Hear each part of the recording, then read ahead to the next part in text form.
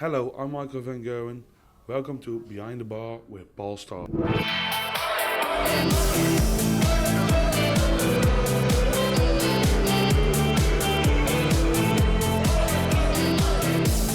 Welcome behind the bar. Paul Starr, brought to you by William Hill, the proud sponsor of the World Darts Championship. Michael Van Gerwen wins 11-10 in an absolute thrill against Gary Anderson in the final of the 2015 European Championship. Chris Mason, ITV4 sports commentator, he was there. Good time, Chris? Yeah, apart from my bags not coming with me, it was a great time. Oh, really? Is that happened? Yeah. Well, the shirts came with me. The rest of my luggage was travelling around the world. At least the shirts are there, so by the time the World Series and the Players' Championship comes around, you'll be okay. You'll be okay. Yeah.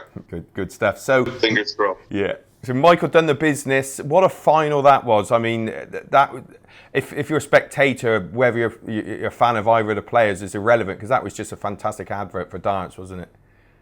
Yeah, it was a great ending to what was a sort of a record-breaking day. I don't think we've ever had an over 102 on a day of darts. So it was it was a fitting end. Not sure about whether it was the right winner or not, but I'm an Anderson fan, so I'm also a fan of Michael's. Yeah. But yeah, it was a great final, and it was an amazing finish. It was the climax the tournament deserved. Yeah, I mean, earlier on in the tournament, I think Menzer was on it again. Of course, winning against Chizzy, that was a cracking match, wasn't it? And a nice 1-2-1 from Dave. The last 6 starts of that match, the 180-1-2-1 finish, sealed the comeback. But yeah, Menzer's looking more and more dangerous every time I see him. He looks like an assassin anyway. He's now turning into the darting assassin. Yeah, those double 14s are certainly the bullets, aren't they? I mean, it just doesn't miss. No, absolutely phenomenal. He's like Bob Anderson used to be in Bristow on double 16. Yeah. It's almost like it's a radar in there. Yeah, so that's right. Nobody wants to draw him in any of these tournaments coming up. So, any other highlights of the event? I mean, say 105 average for the tournament for Michael, over 107 in the final. Gary done nothing wrong. I know he didn't fire perhaps the last 4 legs, but nothing for Gary to worry about there. He's back, isn't he? Yeah, I think it just shows how hard it is to defend a title, considering that was Michael's first tournament he's defended. And just to make the finals of these things now takes some doing. Look at Lewis's performance against Taylor. I mean, Taylor was 105, 106 throughout that match, and he still got done, even though he fought back. Yeah. I thought Phil looked good at times. I think he was off 4 massive pressure finishes, which is what he's probably, if there's a slight flaw or a chink in his armour right now with Taylor, he's not taking those one dart finishes out, as regular as he used to, but his scoring still, I wouldn't be surprised to see him win one of the next 3 or 4 TV tournaments. I think his game's that close, but where before he didn't have to be 100% all the way through, now he does. Yeah. We look ahead to the Grand Slam, of course, coming up this weekend. The odds, we're looking at MVG, of course, he's favourite, around about 7-4. Taylor 100-30, Gary 5-1, and then a big gap, 12-1 for Adrian. Do you think that's about right, Chris? Yeah, I think Adrian's had an indifferent year. His health's been a big problem. He's not been well, and he's still not well. And I think over the longer formats, I mean, that Taylor game took it right out of him, and he just didn't show up against Gary in Belgium. But early doors, this one is fairly short course in the groups. I expect Adrian to come through his group, but when it goes over those long formats, first to 11, first to 13, 15, he's going to struggle. But you do get a bit more rest in the Grand Slam, but you've still got that situation of playing a semi and a final on one day. Yeah. I mean, the big for me, the 2 big talking points is going to, the reception Fordham's going to receive, and the reception Adams is going to receive. Do you think there'd be the opposite end of the scale for those two? I think so. Yeah. I think so. Into the lion's den for the wolf. Yeah. But I mean, it's great for the game because, again, it gives it another dimension in the media. There's a lot more interest. There's loads of stories flying around all over the place of he said, she said, which always adds a little bit of spice. I just wish the DRA weren't allowed to, play any part in this event, then it would really get interesting. Definitely. A couple of other prices here.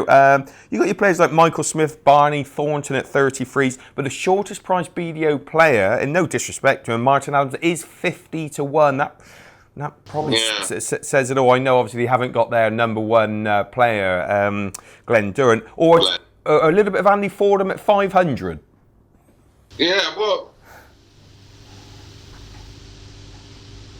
if he could manage it, but I think I don't think you're going to have to look too far out of your usual suspects. Your Peter Wrights. Maybe Ibritz can have a run. Yeah. Obviously Van Gerwen, Gary Anderson, obviously, and James Wade. James Wade's got previous there. He knows how to go deep in the tournament. Yeah. But yeah, I don't think you look further than the first 8 in the betting. It's very rarely, we did have it with Scott Waits, but that's just once in the history of the tournament. Apart from that, it's always been won by, the people you'd expect to win it. Yeah, I remember that match against James in the final. I think James was 7-8-0 up. I had a lump on James Wade at the start of the tournament. I was absolutely gutted. What a way to go down. Oh, yeah. The Grand Prix. Yeah. The Grand Prix was a great one for the punters. I know people who had mega money. I think Wayne Mardell had won 12 grand. Yeah. From a bet on it. Yeah. I think my brother had a couple of £100 at 40 to 1 each way, so he was an happy camper. I bet. That's the thing with Robert. Say 33 to 1. You certainly wouldn't rule him out. Then, of course, the 2 events covered by ITV4, and I know you're involved, of course, starting off with the World Series in Glasgow. Everybody else gets, Dubai, Australia, New Zealand, Japan.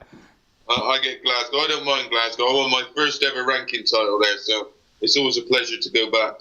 Yeah. But it's going to be interesting to see some faces that the criteria for this tournament is quite unusual. And a little disappointing, if I'm honest, but we are going to see some new faces, and it's really Euro driven. Although it's a World Series, there's a lot of new Europeans. There's a lot of new players that we don't see that regularly. So it's going to be interesting. It's going to throw up a few shocks as well. And you say that disappointing because the fact that all the players have been playing already, and then a qualifier, then all these other players can sort of quickly make it on the stage. Exactly. Yeah. Yeah, there was how many qualifiers was there? 4 or 8?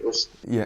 And I don't understand them running a series of tournaments, and then those that did well in it don't play in it. Yeah.